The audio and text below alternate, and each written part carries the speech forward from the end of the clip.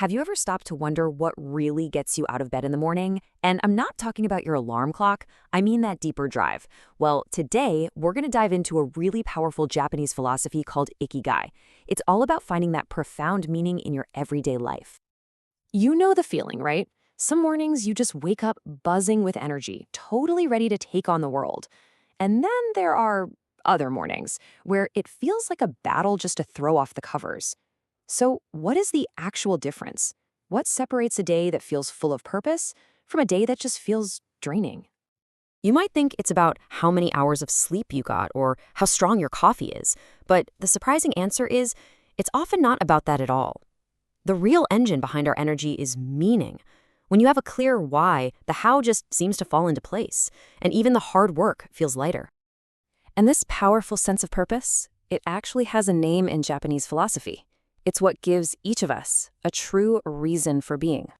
That word is Ikigai. Let's break it down. It's made up of two Japanese words, Iki, which means life, and Gai, which means worth or value. So when you put them together, you get this absolutely beautiful concept, your reason for being.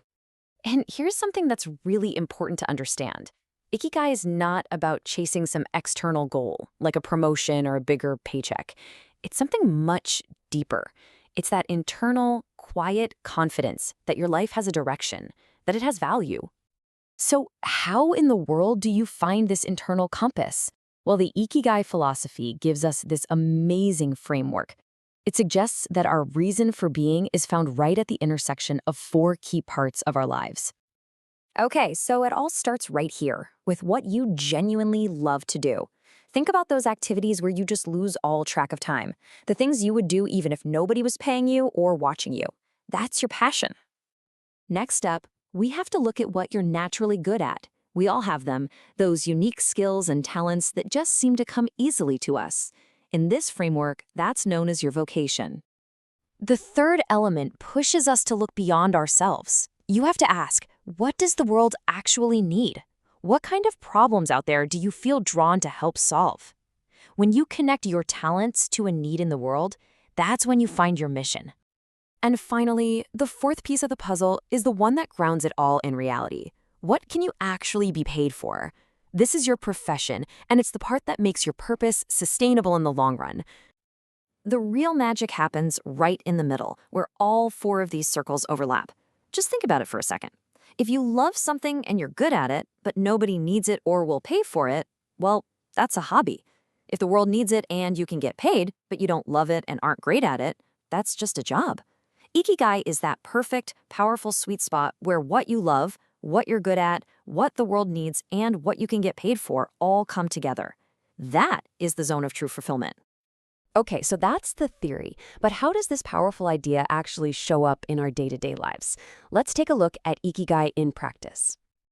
At work, finding your Ikigai is a total game changer.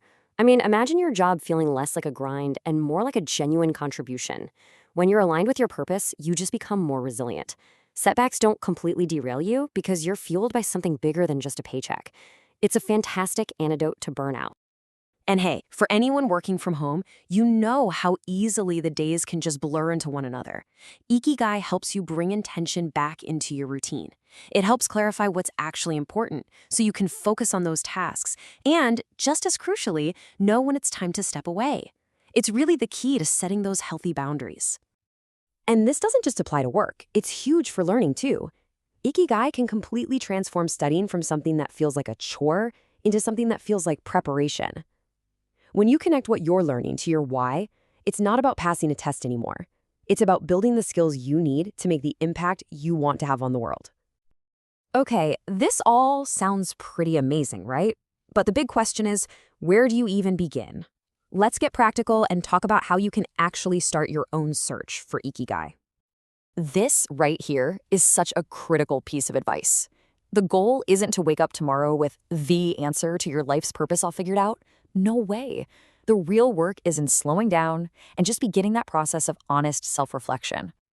So where do you start with that reflection? Well, you can start with questions just like these. What activities make time just fly by for you? What kinds of problems do you actually enjoy trying to solve? What are the core values that really guide your big decisions? and what skills just feel completely natural to you. The clues to your Ikigai are hiding in the answers to these questions.